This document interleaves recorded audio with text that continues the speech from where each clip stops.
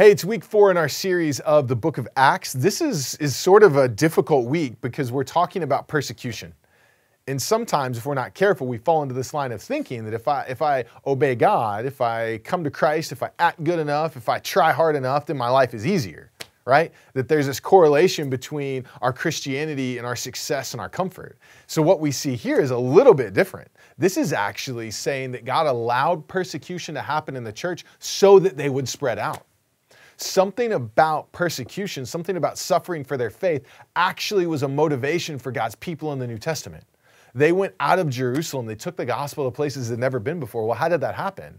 When they were persecuted. When they were persecuted, their faith got real, right? It wasn't something that they were doing because it was trendy or because they were getting something out of it. It was something that they did because they actually believed that the message of the gospel was worth dying for. That's very foreign to American Christianity. A lot of us can unintentionally take this look at our faith where, well, if I do this, then God will do this. If I'm good, then God will bless me. So these people were faithful and obedient and persecution happened. If your faith isn't rooted around the idea that God is about more than your success, this passage is going to make no sense to you. But if you understand that the gospel is bigger than your bank account or your status or your friend list or who you're dating, then this starts to make a little bit more sense. Because what you see happen, what crystallizes for you is that your faith isn't always going to make you healthy, wealthy, and wise. Sometimes your faith is going to get you hated.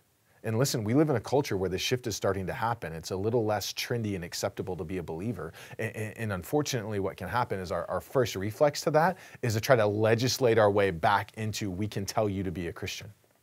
Man, listen, sometimes we're going to be persecuted.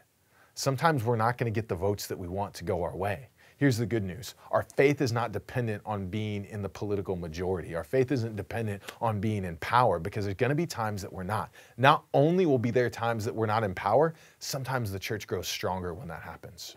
Sometimes when we're persecuted, sometimes when we're less comfortable, we own our faith in a new way. But listen, that's really uncomfortable if your God is a God that exists to give you a nicer car and a bigger house.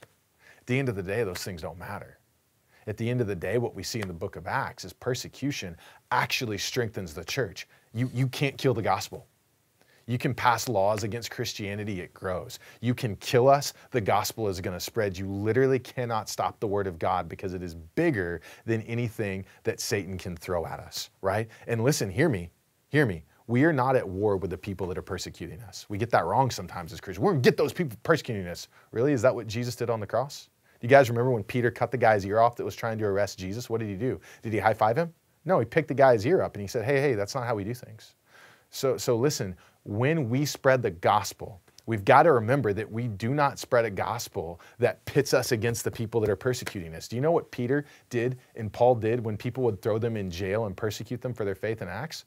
They would convert them. Right? The people that were persecuting and trying to kill them for their faith, they'd say, hey, listen, can I tell you about why I'm okay with you throwing me in jail for this? They'd have a conversation. The guy that was trying to kill them would convert them. Isn't that insane? Listen, do we see the people that persecute us that way? Or do we see them as our enemies?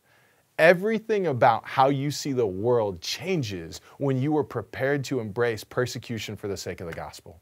When the gospel is bigger than your comfort, man, everything is freed up for you to pursue God's glory in how he loves and saves people to himself.